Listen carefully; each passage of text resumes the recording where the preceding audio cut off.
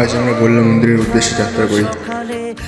সেখানকার কিছু গরিব মানুষদের আমাদের সাধ্যমতো কিছু জল খাবার দেওয়ার জন্য।